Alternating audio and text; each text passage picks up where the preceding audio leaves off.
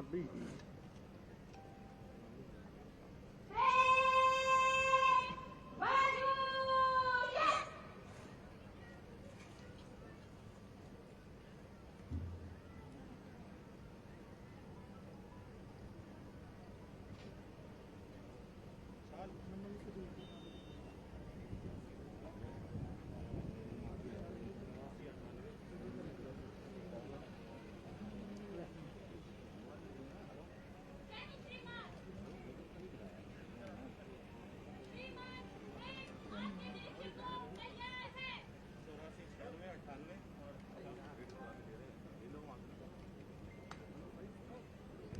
Parade निरीक्षण को तैयार है।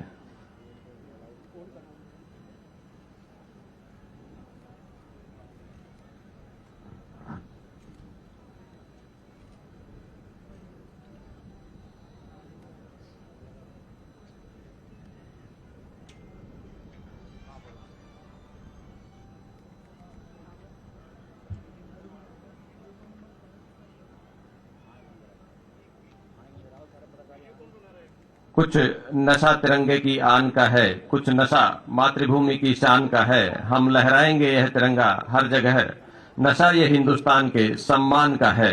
कुछ इसी तरह के संदेश के साथ परेड के निरीक्षण के लिए सलामी वाहन से आगे बढ़ते हुए आज के मुख्य अतिथि हरियाणा के माननीय मुख्यमंत्री श्री मनोहर लाल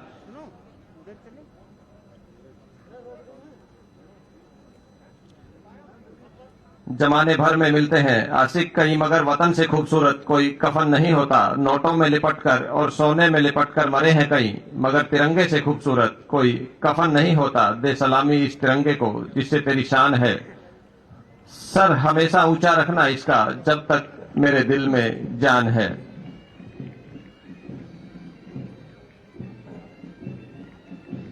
परेड का निरीक्षण करते हुए माननीय मुख्य अतिथि महोदय सबसे पहली टुकड़ी हरियाणा पुलिस की, हरियाणा आर्म्ड पुलिस मधुबन, उसके बाद दूसरी टुकड़ी भी हरियाणा आर्म्ड पुलिस मधुबन की,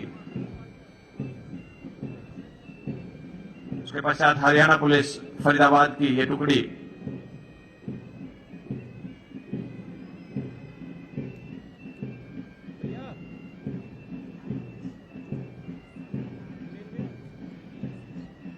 हरियाणा पुलिस महिला की टुकड़ी के सामने से गुजरता हुआ सलामी वाहन,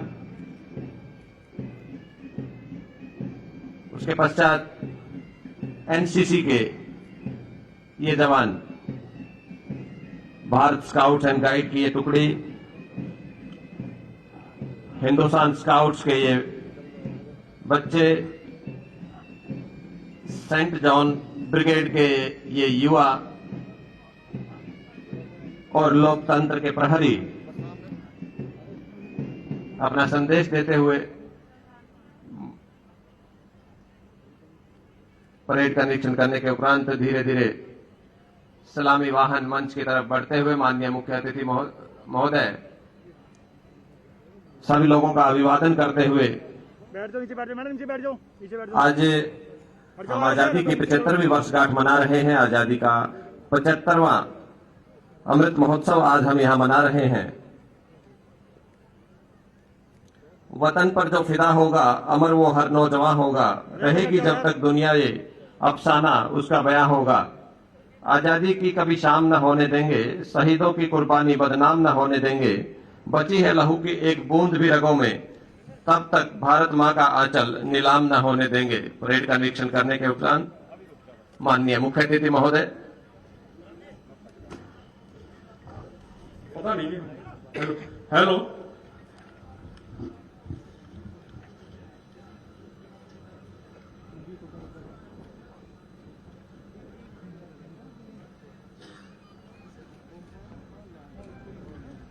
हवा में गुब्बारे छोड़कर आज स्वतंत्रता दिवस का ये संदेश देते हुए माननीय मुख्यमंत्री महोदय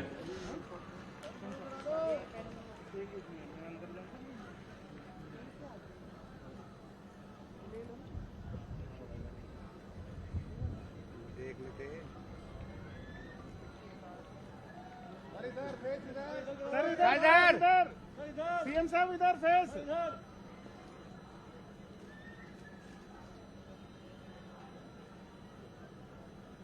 दे सलामी इस तिरंगे को जिससे तेरी शान है, सर हमेशा ऊंचा रखना इसका, जब तक दिल में जान है।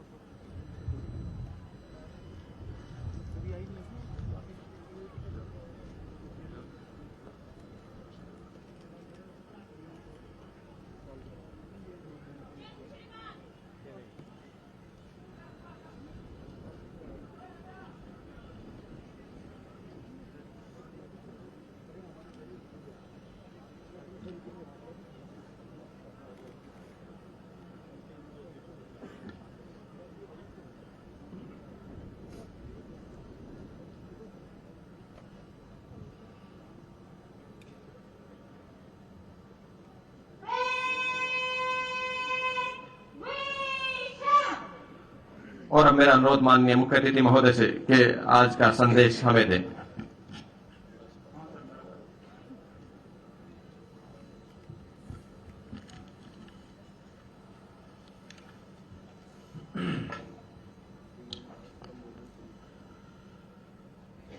आदर के योग्य स्वतंत्रता सेनानीगण एवं उनके परिजन, यहाँ उपस्थित मान के योग्य बुजुर्गों, भाइयों बहनों, नौजवान साथियों तथा प्यारे बच्चों, स्वतंत्रता दिवस के राष्ट्रीय पर्व पर एक बार भारत माता का जयकारा लगाएंगे।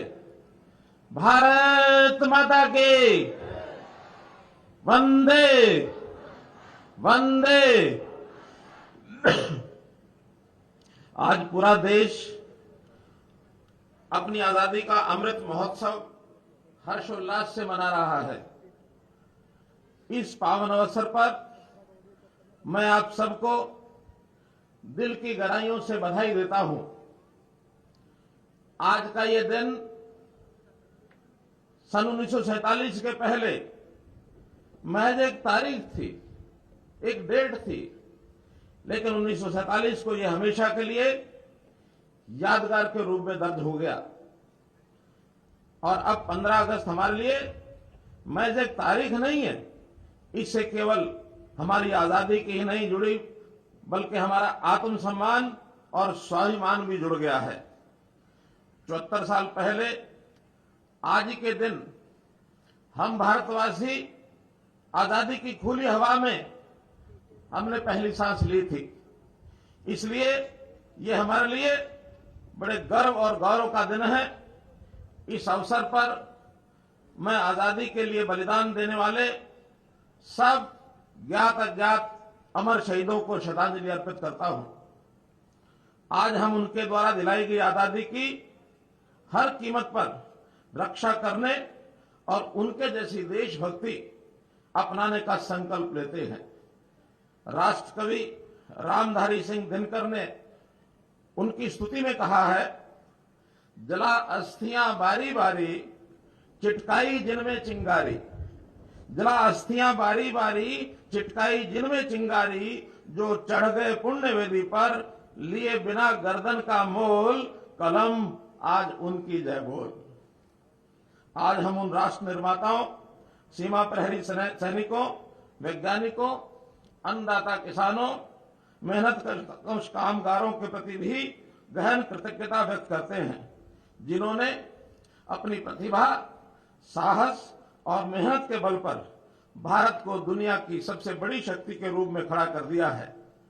मैं पिछले सप्ताह ही टोक्यो में संपन्न ओलंपिक खेलों में देश का गौरव बढ़ाने वाले खिलाड़ियों का भी अभिनंदन करता हूं। हमें गर्व है कि इन खेलों में हरियाणा के 30 खिलाड़ियों ने देश का प्रतिनिधित्व किया और अपने दमखम व खेल कौशल से सबका मन जीत लिया। मुझे इस बात पर भी गर्व है, देश के स्वतंत्रता आंदोलन में हरियाणा वासियों ने अपनी अग्रणी भूमिका निभाई। सन 1857 की क्रांति तो अंबाला छावनी से शुरू हुई थी।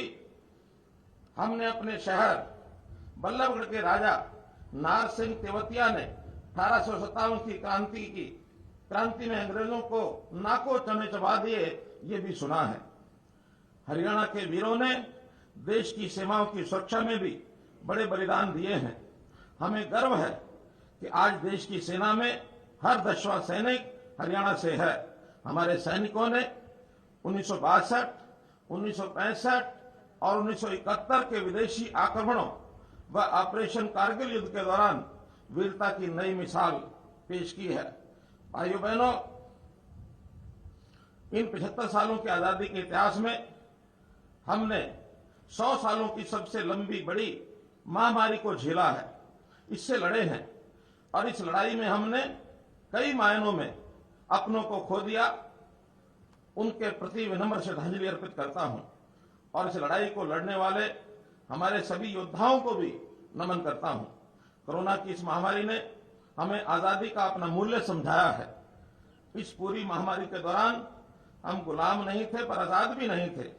खुली हवा में सांस लेना क्या होता है हमें महसूस हुआ और समझ भी आया, क्योंकि ऑक्सीजन का संकट जो झेला, वास्तव में उस समय पता लगा कि सांस की कीमत क्या होती है। जो आजादी 1947 में पाई थी वो भी लड़कर पाई थी, और जो आज हमने ये आजादी पाई है कोरोना से, वो भी लड़कर पाई है। इन दोनों लड़ाइयों में जो कुर्बान हुए उनको नमन। भाई बहनों, आजादी का ये दिन कई मायनों में अहम है।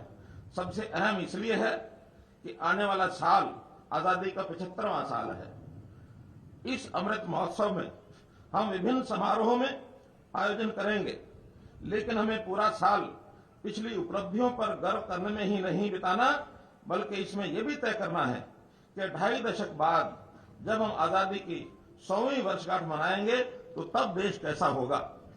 आज पूरा संसार श्री नरेंद्र मोदी जी अपने प्रधानमंत्री के कुशल नेतृत्व में भारत में ऐतिहासिक बदलावों का साक्षी है।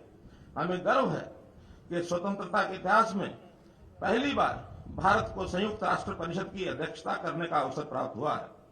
प्रधानमंत्री जी ने महामारी के दौरान दूसरे देशों की मदद कर संसार को हमारी विश्व बंधुत्व की भावना का कायल किया है।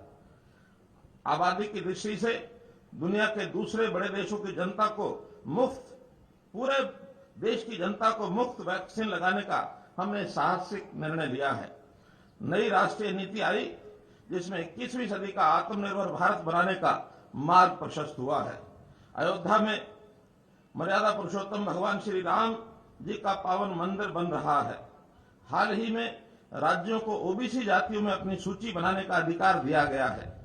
इसके अलावा जम्मू कश्मीर से धारा 370 व 35A हटाना, सर्जिकल व एयर स्ट्राइक, नागरिकता संशोधन कानून, 3 तलाक की कुप्रथा से मुक्ति, स्वच्छ भारत अभियान, बेटी बचाओ बेटी पढ़ाओ अभियान आदि अनेक युग परिवर्तनकारी कदम उठाए गए हैं। प्रिय प्रदेशवासियों, इस समय हरियाणा प्रदेश में भी तेजी से बदलाव और विकास हो रहा है। हमने व्यवस्था परिवर्तन और सुशासन का जो संकल्प लिया है उसे पूरा करने के लिए हम नित्य नए मील के पत्थर स्थापित कर रहे हैं। हमने वर्ष 2020 को सुशासन संकल्प वर्ष के रूप में मनाया और इस वर्ष को सुशासन परिणाम वर्ष के रूप में मनाया जा रहा है। सुशासन और व्यवस्था के जरिए हम लोगों में ये विश्वास पैदा करने में सफल हुए हैं कि सरकार उनकी है और वे भी सरकार में हैं। सुशासन से सेवा और भ्रष्टाचार पर रोक के लिए ई गवर्नेंस से गुड गवर्नेंस का जो अभियान हमने चलाया था वह आज परिवार पहचान पत्र तक पहुंच गया है। इस एक ही दस्तावेज के माध्यम से सब सरकारी सेवाएं और योजनाओं का लाभ घर द्वार पर ही मिलेगा। लोगों को कार्यों के चक्कर नहीं काटने पड़ेंगे। आपको पेंशन के लिए भी नहीं भटकना होगा। उम्र होगी पेंशन आ जाएगी। आपको योजनाओं के लिए इधर उधर नहीं जाना होगा। जिस योजना के लिए आप पात्र होंगे वह अपने आप आपको मिल जाएगी। कहने और सुनने में ये सपने जैसा जरूर लग सकता है, पर हम इसे साकार करके दिखाएंगे। भ्रष्टाचार की बात करें तो आप जानते ही हैं कि सीएलयू का दूसरा नाम भ्रष्टाचार था। इसके खेल को हमने पूरी तरह ऑनलाइन करके बंद कर दिया है। सरकारी नौकरियों को हमने चुनौती के रूप में मिशन मेरिट में बदला और योग्यता के आधार पर 85,000 युवाओं को नौकरियां दी हैं।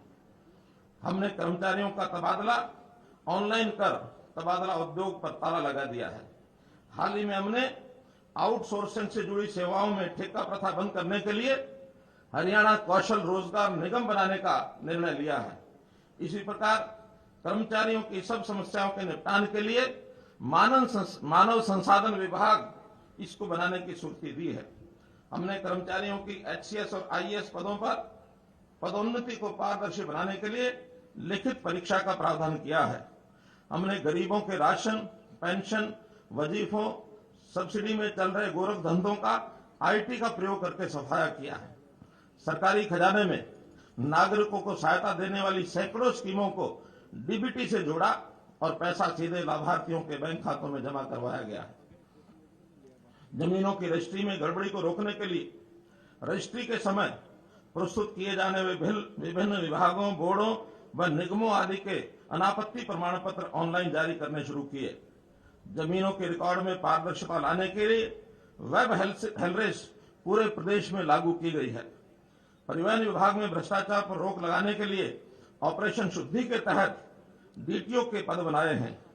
खनन ठेकों में ई नीलामी और ई रवन्ना स्कीम से पारदर्शिता लाई गई है। व्यवस्था परिवर्तन की इस प्रक्रिया में हमने सरकार कम से कम सुशासन अधिकतम के भाव को मूल में रखते हुए सरकारी लाभ देने में मानवीय हस्तक्षेप को कम किया है।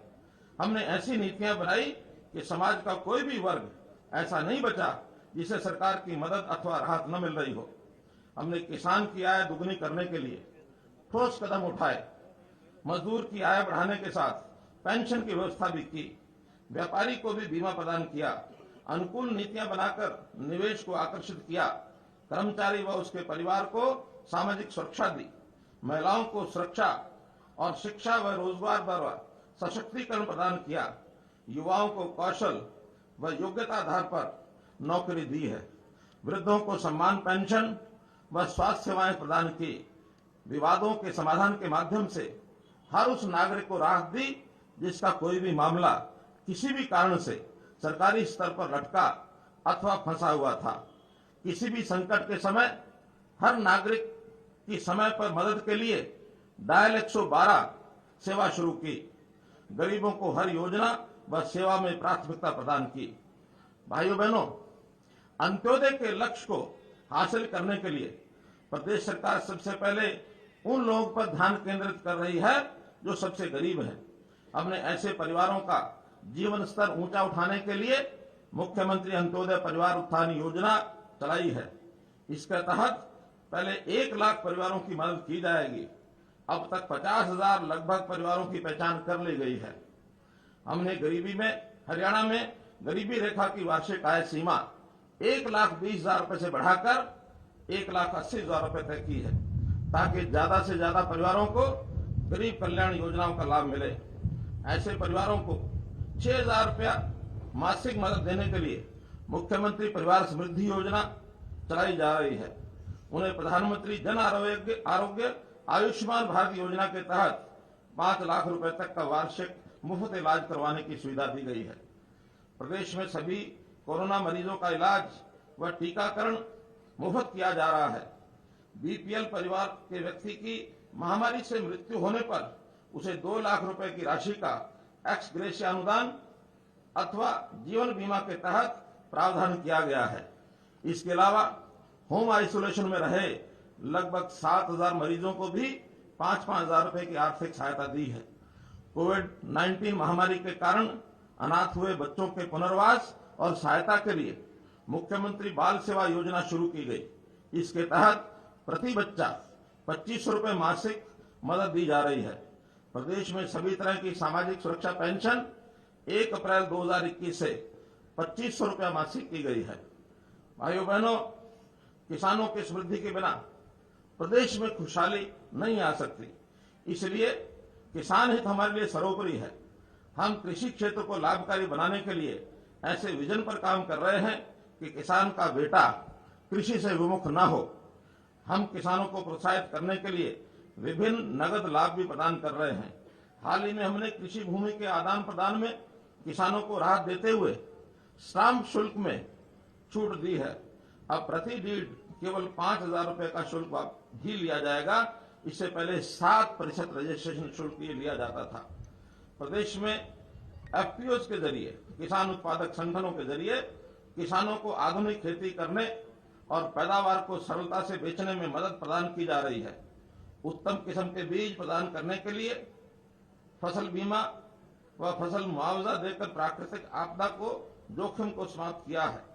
फसल पकने पर उसकी बिक्री के लिए मंडी व्यवस्था को और सुदृढ़ किया गया है। हरियाणा देश का पहला राज्य है जहां सर्वाधिक 11 फसलों के दाने दाने की न्यूनतम समर्थन मूल्य पर खरीद की जाती है। हमने फसल की सरलता से बिक्री के अलावा किसान को सब्सिडी, खाद, बीज और ऋण देने के लिए मेरी फसल मेरा ब्यौरा पोर्टल शुरू किया है। किसान परेशान होता था, कागज की पर्चियां लेकर घूमता था।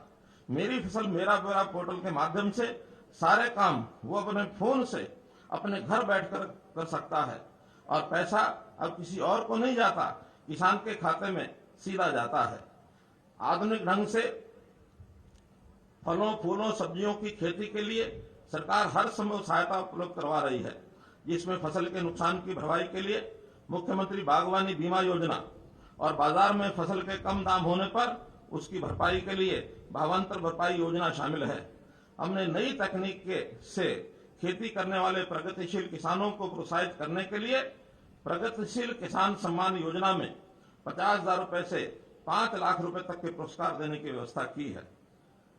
आपने पिछले दिनों अखबारों में यह खबर पढ़ी होगी कि चेन्नई एक ऐसा शहर है जिसका भूमिगत जल पूरी तरह से खत्म हो चुका है। अब पीने के पानी की भी वहां के लोग समुद्र के पानी पर पूरी तरह निर्भर हो गए हैं। हरियाणा देश का भूजल स्तर भी पिछले कई सालों से लगातार कम हो रहा है। धान की लगातार हो रही खेती की वजह से हालात बद से बदतर हो गए। पिछली सरकारों ने इस ओर कभी ध्यान नहीं दिया। हमारी सरकार ने गिरते वाटर लेवल को कम करने के लिए मेरा पानी मेरी विरासत योजना की शुरुआत की, जिसके तहत जो भी किसान धान की खेती छोड़कर कपास, मक्का, अरहर, मूंग या फिर किसी दूसरी फसल की तरफ रुख करता है, उसे 7,000 रुपया प्रति एकड़ की प्रोत्साहन राशि हमारी सरकार की तरफ से दी जा रही है। अभी तक हजारों किसान लगभग 1 लाख एकड़ पर अन्य फसलें बोकर इस योजना का लाभ उठा चुके हैं। हमने हर खेत को स्वस्थ खेत बनाने के लिए प्रदेश में मृदा परीक्षण प्रयोगशालाएं खोली हैं। ये प्रयोगशालाएं शिक्षण संस्थानों में भी खोली गई हैं, जिनमें विद्यार्थी अर्न व्हाइल यू लर्न, अर्थात काम करे, पढ़ाई करे, साथ में पैसा भी कमाए। कार्यक्रम के तहत मृदा परीक्षण के लिए एक निश्चित शुल्क ले सकता है, पढ़ाई के साथ साथ कमाई भी कर सकता है। हमने आधुनिक तकनीक से कम पानी में अधिकतम सिंचाई को भी बढ़ावा दिया है। इसके लिए सूक्ष्म सिंचाई योजना, फवारा संयंत्र प्रणाली, भूमिगत पाइपलाइन स्कीम, टपका सिंचाई योजना आदि चलाई जा रही है। नहरी पानी की लीकेज को रोकने के लिए प्रदेश में कच्चे रजवाहों को पक्का किया जा रहा है और 20 साल से अधिक पुराने रजवाहों को दोबारा पक्का किया जा रहा है। और हमारा संकल्प है कि हम हर खेत तक पानी लेकर जाएंगे और हर किसान तक उसके हिस्से का पानी पहुंचाएंगे, और ये हम माइक्रो इरिगेशन के जरिए करके दिखाएंगे। इसी प्रकार खेतों में आवाजाही को सुगम करने के लिए 5 क्रम के सभी रास्तों को पक्का किया जा रहा है। भाइयों बहनों, शिक्षा समाज और देश का भविष्य तय करती है। इसलिए हमने कौशल व संस्कार से युक्त रोजगार परक शिक्षा प्रदान करने के लिए नई राष्ट्रीय शिक्षा नीति को प्रदेश में वर्ष 2025 तक पूर्णतः लागू करने का बीड़ा उठाया है। इस नीति के अनुरूप प्री नर्सरी से ही शिक्षा देने के लिए प्रदेश में 4,000 प्लेवे स्कूल और 500 नए मॉडल क्रच खोले जा रहे हैं। प्रदेश में ऐसे शिक्षण संस्थान तैयार किए जा रहे हैं जिनमें नन्हे बच्चे की केजी से पीजी तक की शिक्षा प्रदान की जाएगी। प्रदेश में प्राइवेट स्कूलों की तर्ज पर सुविधाएं देने के लिए 136 नए संस्कृति मॉडल स्कूल खोले गए हैं। हम जानते हैं प्रधानमंत्री श्री नरेंद्र मोदी जी ने आत्म भारत का जो नारा दिया है वह कौशल के जरिए ही साकार हो सकता है। इसलिए हमने स्कूल से लेकर विश्वविद्यालय तक की शिक्षा को कौशल के साथ जोड़ा है। तकनीकी संस्थानों में उद्योगों की जरूरत के अनुसार प्रशिक्षण के लिए उद्योगों के साथ एमओयू जैसे कारगर कदम उठाए गए हैं। हमारे युवा प्रतियोगी परीक्षा में अग्रणी स्थान पर रहे, इसके लिए हमने सुपर 100 प्रोग्राम शुरू किया है।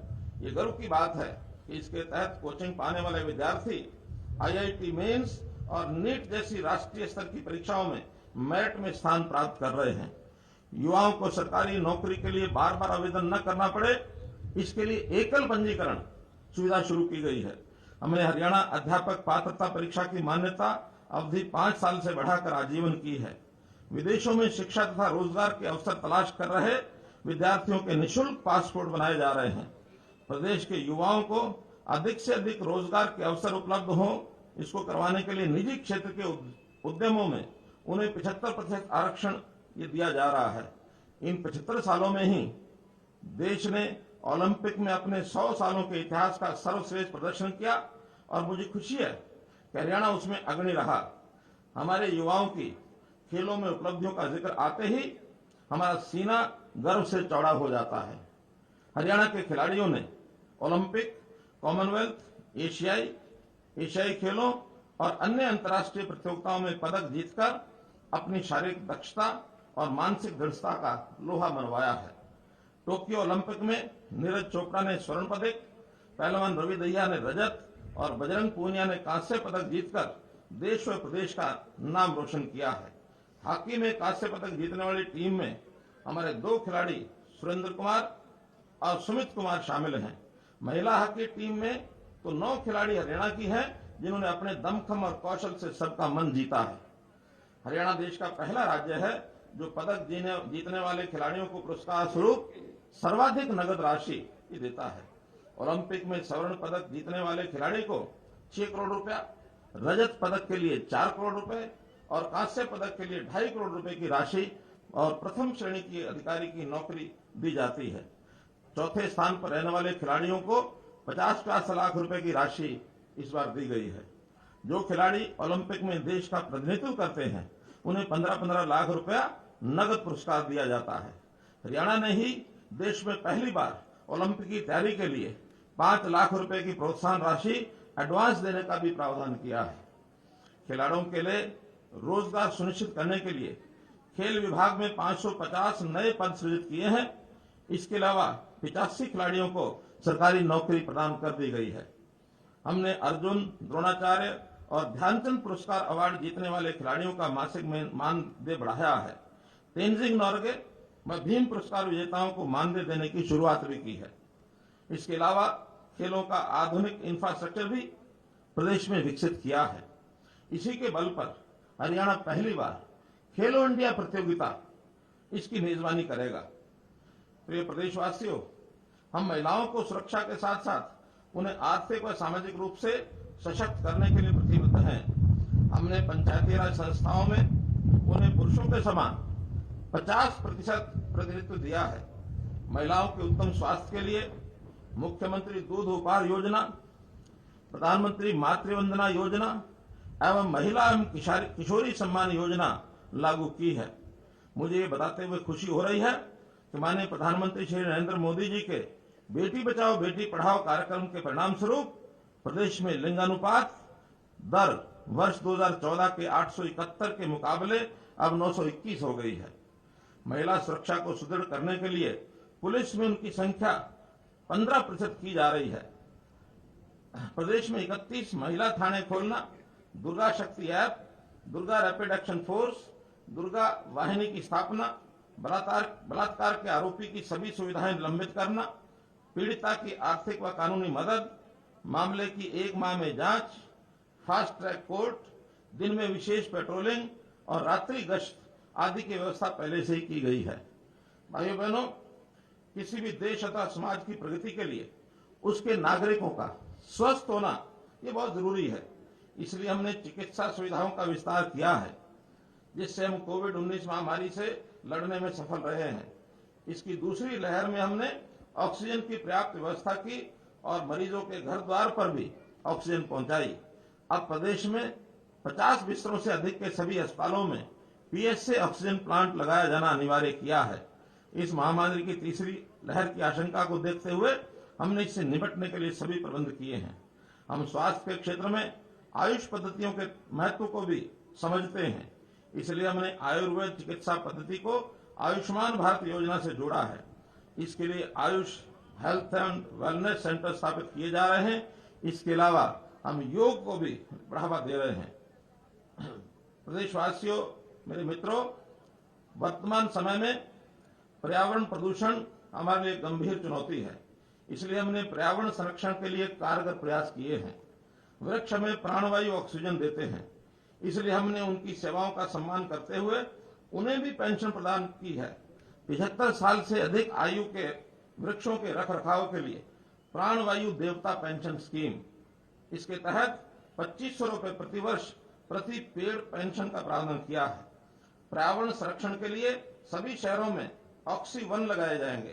पंचायतों की 10% भूमि पर भी ऑक्सीवन स्थापित किए जाएंगे। ऑक्सीजन की खेती करने वाले किसानों को जल्द ही कार्बन क्रेडिट स्कीम का लाभ दिया जाएगा। आप जानते हैं कि कृषि के साथ साथ उद्योग भी हमारी अर्थव्यवस्था का मूल आधार है। रोजगार सृजन में भी उद्योगों की अहम भूमिका है। मुझे गर्व है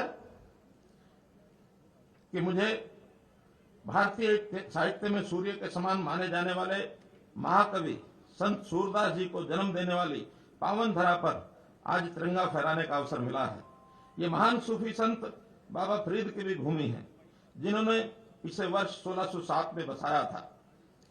यही वह शहर है जहां देश विभाजन की विभीषिका को झेलते हुए लाखों लोग पुरुषार्थी समाज के रूप में एनआईटी क्षेत्र में आकर बसा है। प्रधानमंत्री श्री नरेंद्र मोदी जी ने 14 अगस्त को प्रतिवर्ष विभाजन विभीषिका दिवस के रूप में याद करने की घोषणा की है।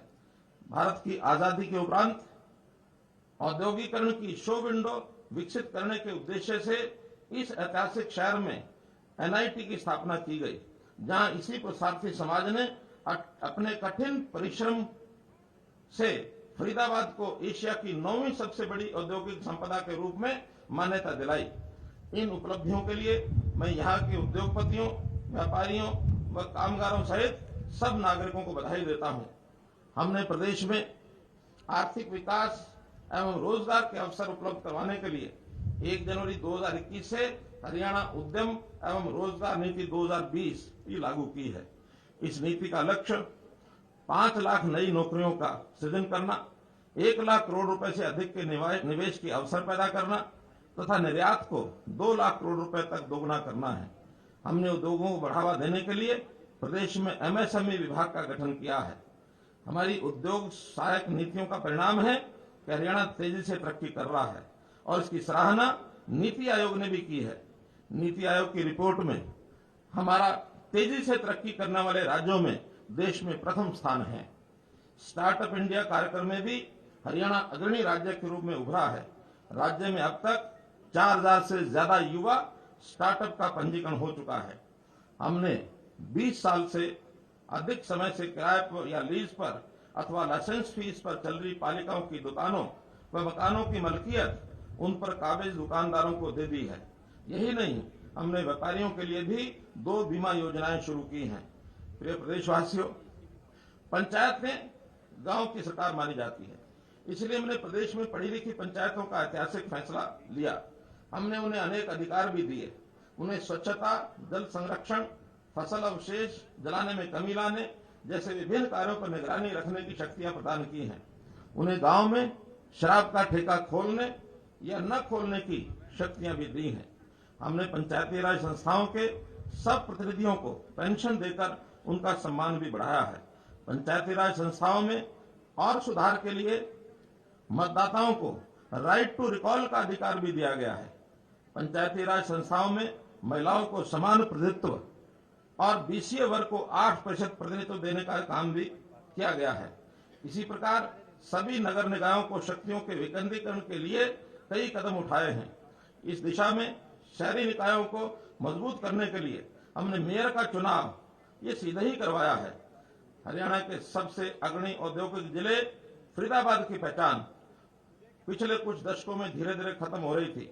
फरीदाबाद को एक बार फिर से औद्योगिक नगरी के तौर पर पहचान दिलाने के लिए और इंफ्रास्ट्रक्चर के विकास के लिए हमने फरीदाबाद म्यूनिसिपैलिटी डेवलपमेंट अथॉरिटी बनाई है, जिसके सुखद परिणाम मिलने भी शुरू हो चुके हैं। गुरुग्राम की तरह मानेसर भी कंपनियों के लिए बड़ा हॉट डेस्टिनेशन बन रहा है। वहां पर गुरुग्राम की तुलना में सस्ती जमीन उद्योगों को मिल रही है। गुरुग्राम की तरह मानेसर में भी अपार संभावनाएं हैं। गुरुग्राम की तर्ज पर मानेसर का भी विकास हो, इसके लिए हमने उसे नगर निगम का दर्जा दिया है। नगर निगम बनने के बाद वहां के विकास की गति बढ़ेगी। इसी प्रकार पंचकुला की भी अलग डेवलपमेंट अथॉरिटी ये होगी। पंचायती राज संस्थाओं और शहरी स्थानीय निकायों की वित्तीय स्थिति मजबूत करने के लिए संपत्ति के पंजीकरण और लगाए गए स्टाम्प शुल्क का 2% राजस्व उन्हें प्रदान किया गया है। भाइयों बहनों, हम जानते हैं कि विकास का रास्ता गांव के गलियारों से होकर गुजरता है, इसलिए गांव का विकास हमारी सर्वोच्च प्राथमिकता है। हम माननीय प्रधानमंत्री जी श्री नरेंद्र मोदी जी के ग्रामोदय से भारतोदय नारे को मूर्त रूप देने में लगे हैं। हमने ग्रामीण क्षेत्रों को डिजिटल बनाने के लिए ग्राम दर्शन पोर्टल शुरू किया है। इस पर 6197 ग्राम पंचायतों का डिजिटल डाटा ये उपलब्ध रहेगा। ग्रामीणों को उनकी संपत्ति का मालिकाना हक देने के लिए सभी गांवों को लाल डोरा मुक्त करने की योजना चलाई है, जिससे बाद में प्रधानमंत्री स्वामित्व योजना के नाम से पूरे देश में लागू किया गया है। भाइयों बहनों, हरियाणा बहुत आगे बढ़ चुका है, आर्थिक सामाजिक बदलाव के लिहाज से भी और हकदारों की जन जागृति के लिहाज से भी। इसलिए जब कोई सरकार मिशन मोड में काम करती है तो उस प्रदेश के नागरिकों में भी एक ऐसी ऊर्जा और उत्साह का संचार होता है जिसे अव्वल आने की चाहत पैदा होती है। हमारा लक्ष्य बस यही है, हरियाणा का युवा, हरियाणा का किसान, हरियाणा के उद्यमी, हरियाणा के शिल्पकार और सीमाओं पर खड़ा देश का हर 10वां जवान जो हरियाणा से है, अव्वल आने और तरक्की करने की चाहत से लबरेज रहे। हमने हरियाणा को अव्वल बनाने के लक्ष्य को ध्यान में रखकर ही जो स्वर्णिम निर्णय लिए हैं, जिनके सुखद परिणाम भी अब सामने आ रहे हैं। ये ऐसे कुछ नए परिवर्तन हैं जो भविष्य में हरियाणा को अति विकसित राज्य बनाने में महत्वपूर्ण भूमिका निभाएंगे। मुझे विश्वास है कि इनसे हरियाणा सभी क्षेत्रों में अग्रणी राज्य बनेगा। आइए आज आजादी के अमृत महोत्सव पर हम अपनी महान सांस्कृतिक परंपराओं और उच्च नैतिक मूल्यों पर चलते हुए देश व प्रदेश की अधिक स्वच्छ, स्वस्थ, समृद्ध, सशक्त व विकसित बनाने के लिए कठोर परिश्रम करने का संकल्प दोहराएं। अंत में मैं आप सबको आजादी के अमृत महोत्सव की पुनः शुभकामनाएं देता हूं। मैं पूर्व प्रधानमंत्री भारत रत्न स्वर्गीय अटल बिहारी वाजपेयी जी की कविता की पंक्तियों से अपने संबोधन को विराम दूंगा। ये कविता चुनौतियों से निपटने व प्रगति के पथ पर आगे बढ़ने के लिए प्रेरित करती है। उन्होंने अपनी कविता में बोला है, बाधाएं आती हैं आए, बाधाएं आती हैं आए, घिरे प्रलय की घोर घटाएं, पांव के नीचे अंगारे, पांव के नीचे अंगारे, सिर पर बरसे यदि ज्वालाएं, निज हाथों में हंसते हंसते आग लगाकर जलना होगा, कदम मिलाकर चलना होगा। मेरे साथ मिलकर 3 बार बोलें, जय हिंद, जय हिंद, जय हिंद। धन्यवाद।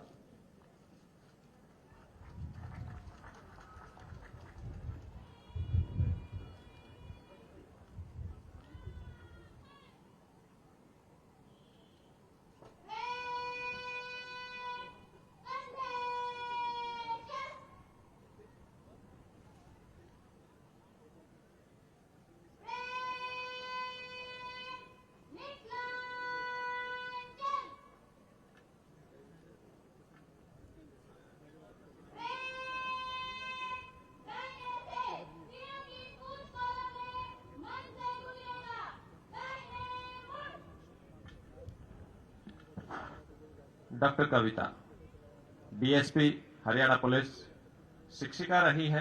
राजकीय कॉलेज सांपला में आपने शिक्षण का कार्य किया है। उसके बाद देश के सेवा के लिए पुलिस सेवा को चुना। आज की परेड कमांडर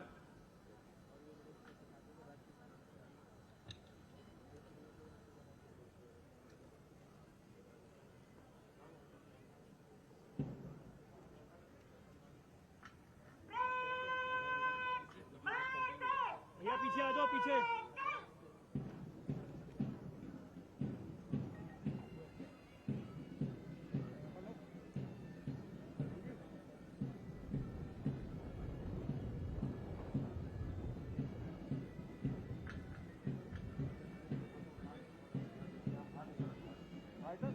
पीछे आ जाओ भैया, इधर पीछे पीछे पीछे।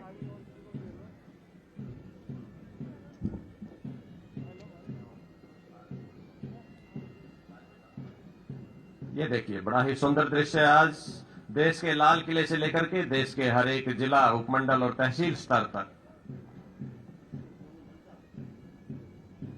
बड़े ही सुंदर भव्य परेड का आयोजन इन विद्यार्थियों द्वारा, इन पुलिस के जवानों द्वारा, इन एनसीसी के कैडेट्स द्वारा।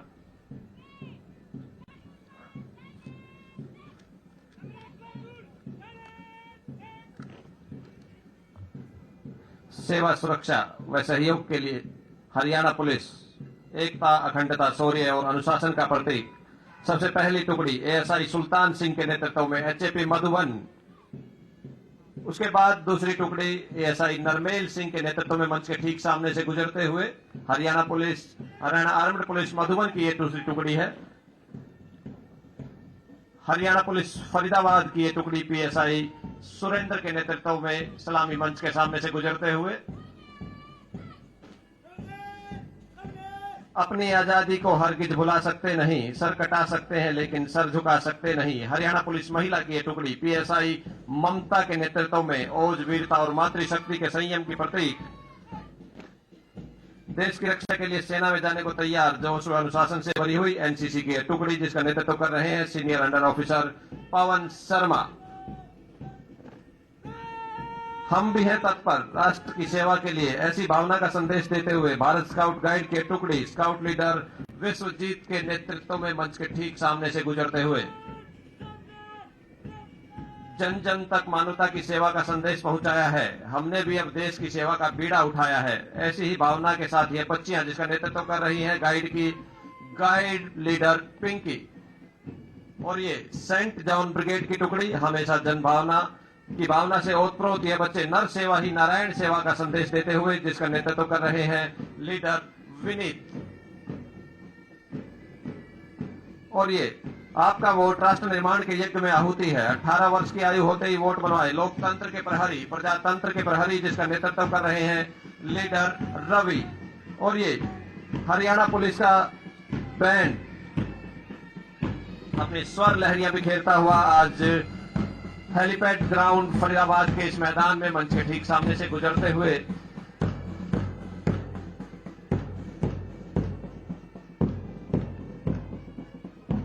किराए का मकान कितना भी सुंदर हो शहर में, पर वो मेरे गांव जैसा घर तक आखिर नहीं हो सकता।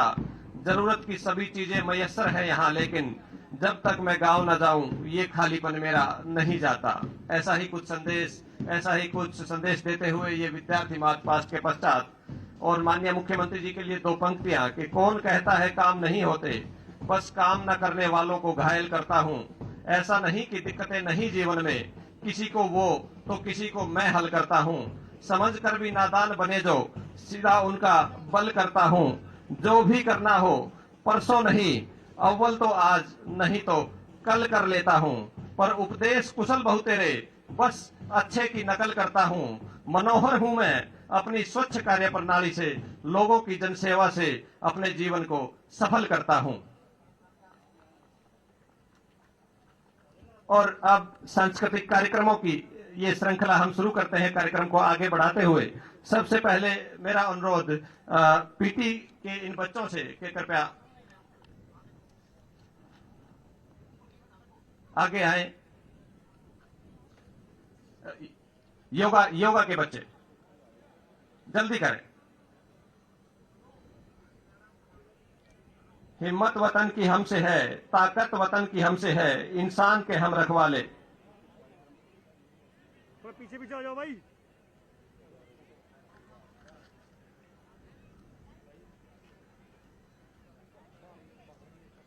हेलो लोग जो श्रम के पसीने से नहाकर लौटे, वही पानी को नया इत्र बनाकर लौटे।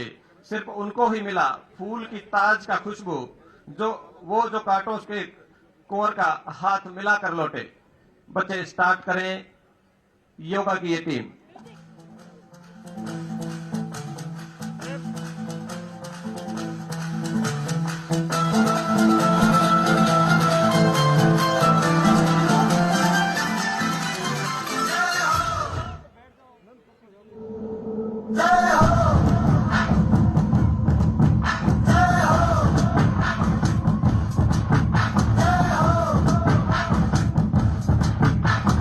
आजा आजा जिंद शामी आने के तले है, आजा जरी वाले नीले आसमाने के तले है।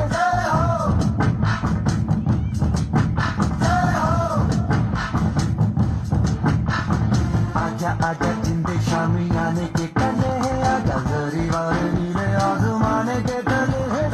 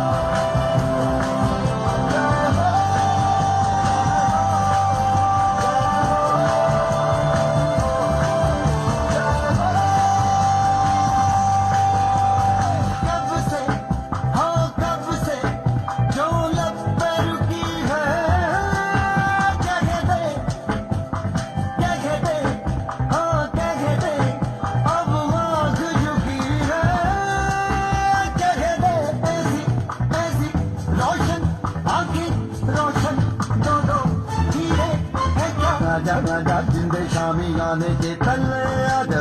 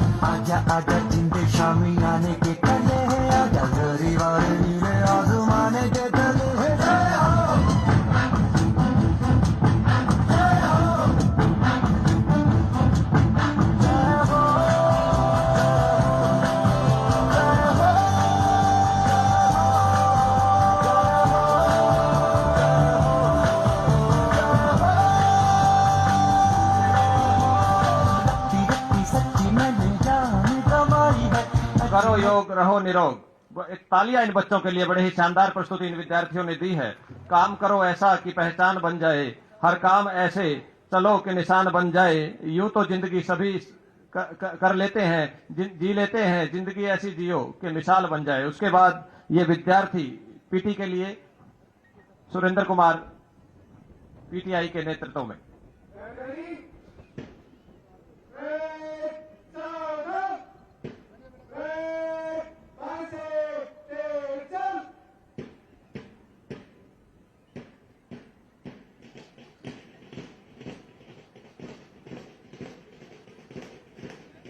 देश की प्रगति की तरफ बढ़ते हुए कदम ताल इन विद्यार्थियों के।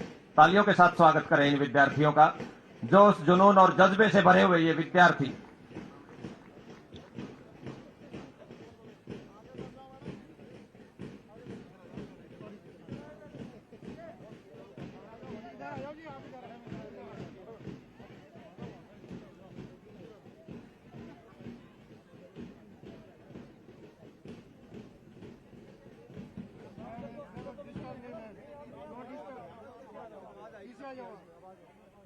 अरे भाई आप मोबाइल से रखो।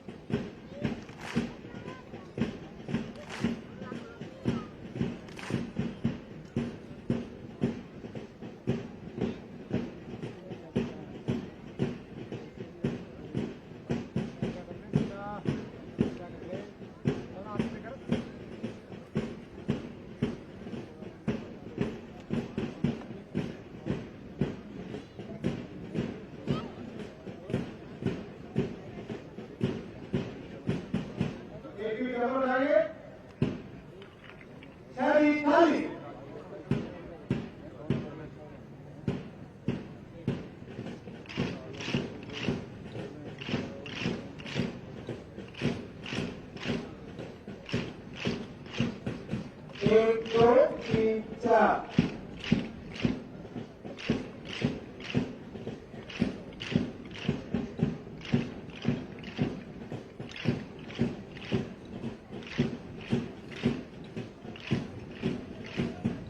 एक दो तीन चार।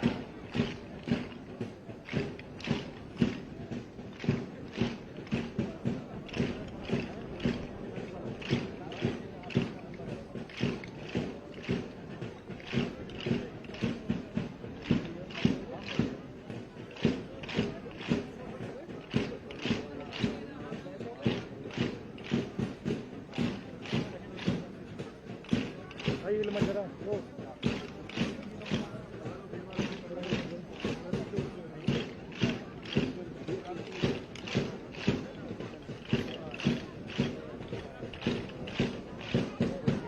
खड़े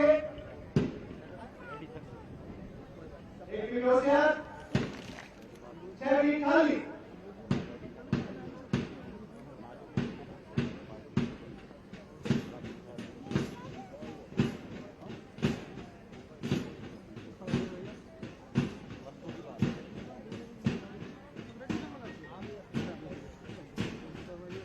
एकता एक रूपता गजब का तालमेल।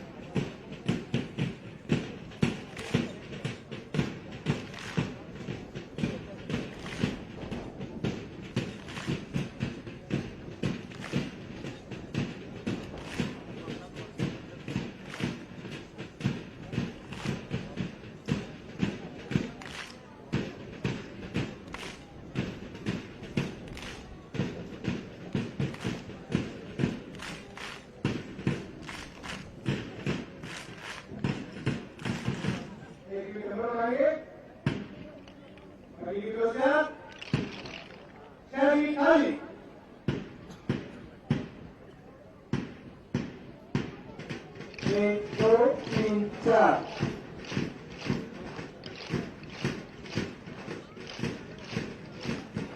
1 2 3 4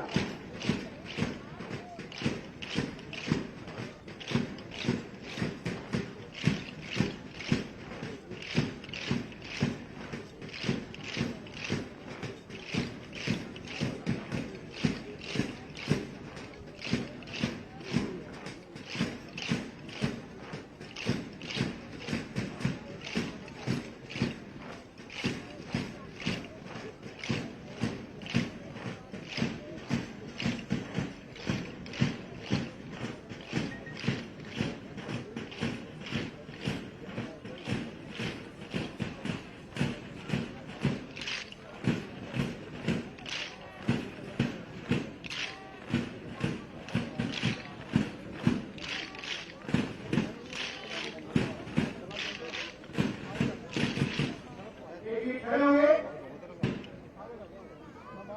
एक गिर पीछे बढ़ेंगे, 5 से तेज चल।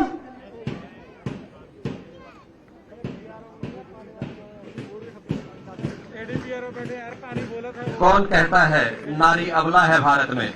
भारत की महिलाओं ने दुनिया से लोहा मनवाया है। लता जी के स्वर और कल्पना का शौर्य, सुनीता ने आसमान में तिरंगा फहराया है। मात्र सर 10 दिन की प्रैक्टिस में ये बच्चे इतने शानदार तरीके से तैयार हुए हैं। कोरोना काल से उबरने के पश्चात अलग अलग सरकारी स्कूलों के, राजकीय स्कूलों के ये बच्चे हैं जिन्होंने गजब का तालमेल यहाँ दिखाया है। और उसके बाद सांस्कृतिक कार्यक्रमों की श्रृंखला को शुरू करते हुए सबसे पहले गवर्नमेंट मॉडल स्कूल सराय ख्वाजा की ये प्रस्तुति तेरी मिट्टी में मिल जावा, राष्ट्रभक्ति से ओतप्रोत ये गीत। भारतीय नारी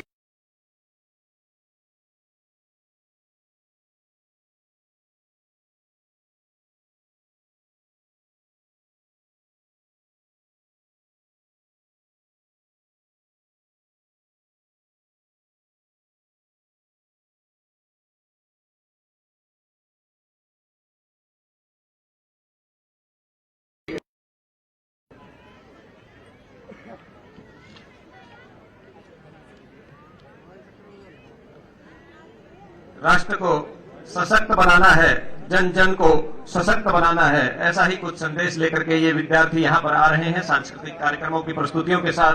तलवारों पे सरवार दिए, अंगारों में जिस्म जलाया है, अब जाके कहीं हमने सर पे ये केसरी रंग सजाया है। ऐ मेरी ज़मीं अफसोस नहीं जो तेरे लिए सौ दर्द से महफूज रहे, तेरी आन सदा चाहे जान मेरी ये रहे ना रहे। मेरी ज़मीं महबूब मेरी, मेरी नस नस में तेरा इश्क बहे, फीका ना पड़े कभी रंग तेरा जिस्मों से निकल के खून कहे।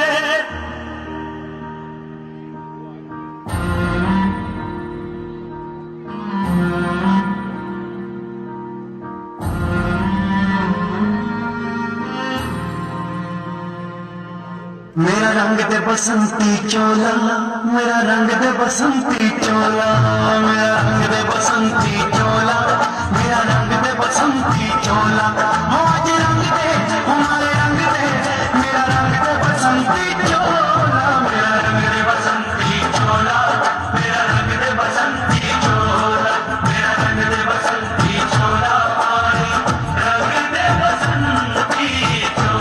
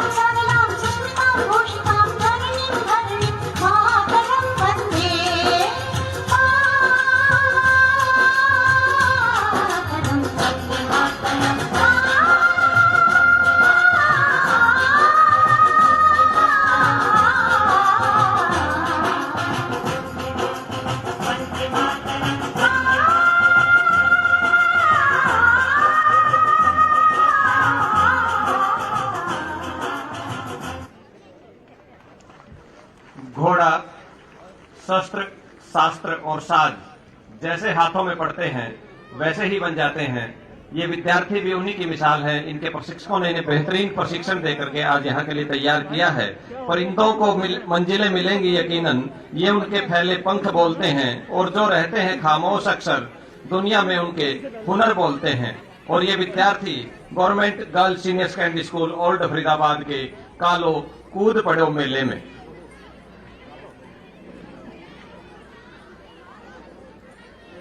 बिन तपे कुंदन कनक छाया नहीं मिलती, आपसे बाहर कहीं माया नहीं मिलती। धूप में चलते चरण ही जानते हैं ये कि बादलों की छांव से छाया नहीं मिलती। बच्चे शुरू करें।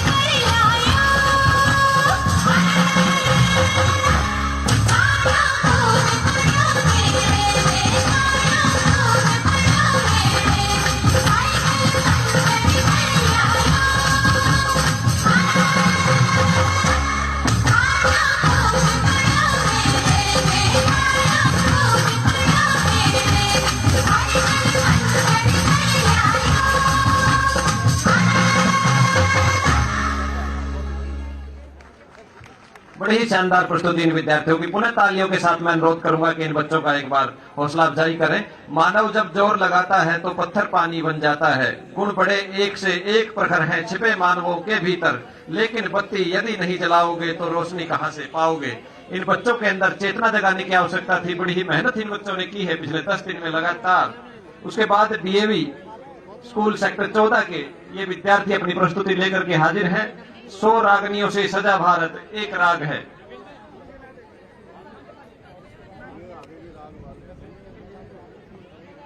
स्टार्ट करें विद्यार्थी।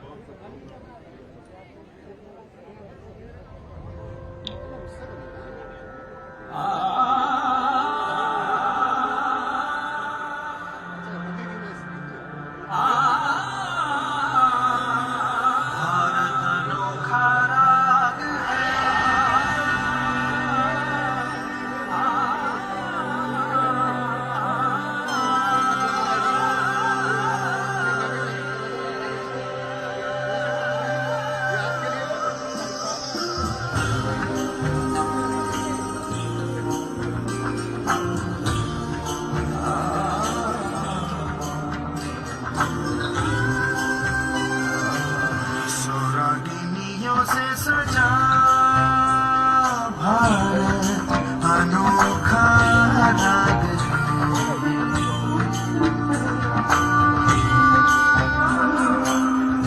रागिनियों से सजा भारत अनोखा राग है।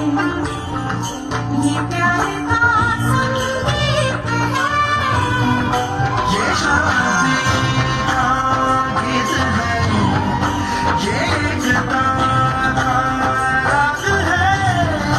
भारत अनोखा राग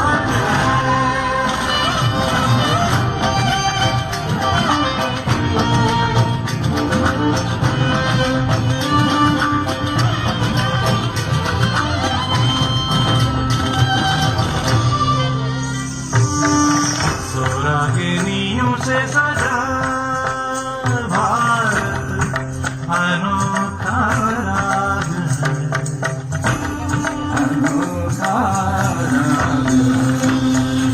भारत के इस एक तारे पे गूंजे हैं जो जो रागिनी। शुभ दिन आयो रे।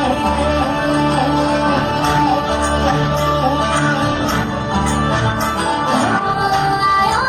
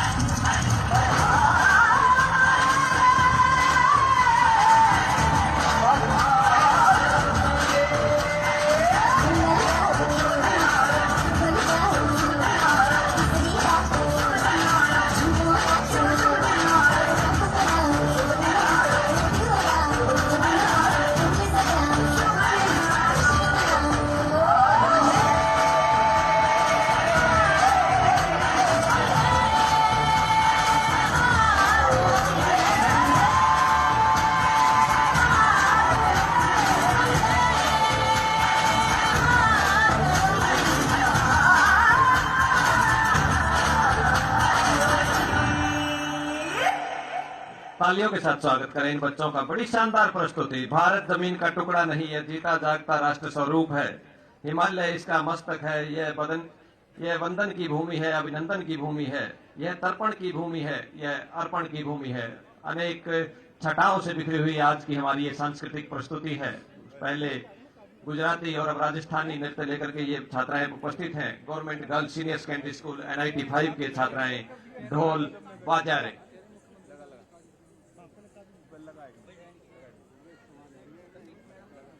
तमाम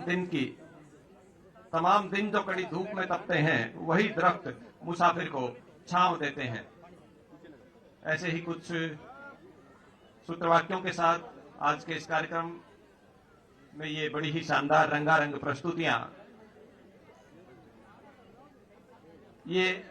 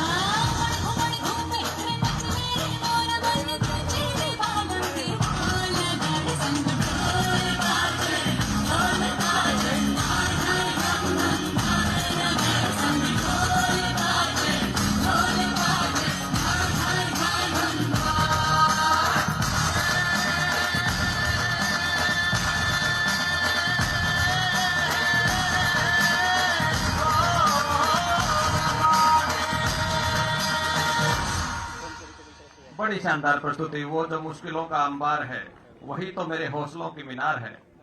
बड़ी शानदार प्रस्तुति इन विद्यार्थियों की, बहुत ही। पुनः एक बार मैं तालियां बजा करके सभी का अभिनंदन चाहूंगा। और उसके बाद ठीक पीछे आ रही हैं हमारी छात्राएं, government girls senior secondary school Panhera Khurd की ग्रामीणांचल की ये छात्राएं हरियाणवी नृत्य के साथ मेरा चुनर मंगा दे हो ओ नंदी के बीरा।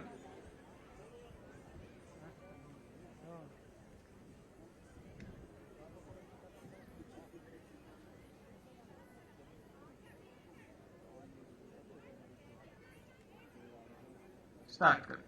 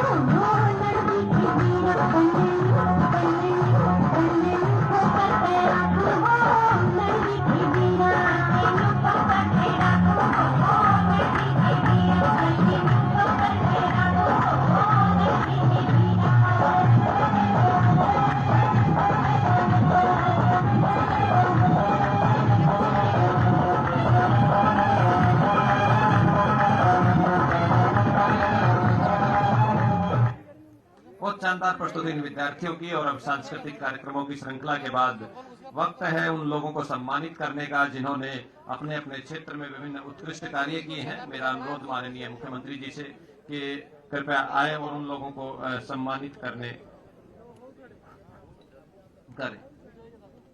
सबसे पहले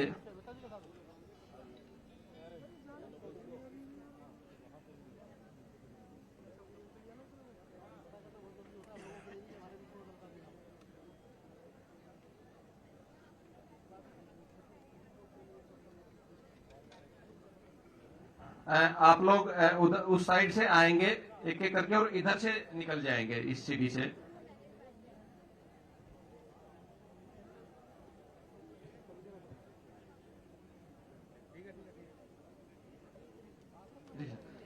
सबसे पहले मेरा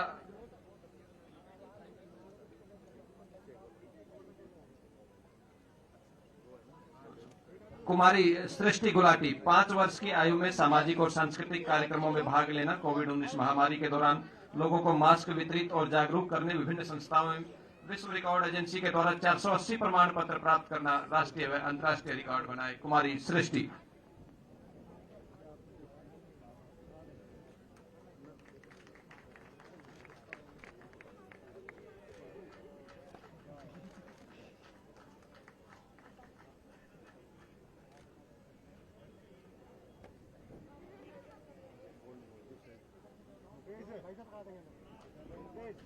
इसके पश्चात श्री मनोज मंगला, पुत्र श्री ज्ञानचंद मंगला, निवासी MCF 24 घर कॉलोनी बल्लभगढ़। पिछले कई वर्षों से अनजान लोगों को रोड से हॉस्पिटल पहुंचाने व उनकी जान बचाने, बिछड़े बच्चों को उनके मां बाप से मिलवाने और कोरोना महामारी में भूखों को भोजन कराने के लिए इन्होंने बेहतरीन कार्य किया है। इसलिए जिला प्रशासन आपको यहाँ पर आज राज्य स्तरीय समारोह में सम्मानित कर रहा है। श्री मनोज मंगला। ब्रह्म कुमारी से पूर्ण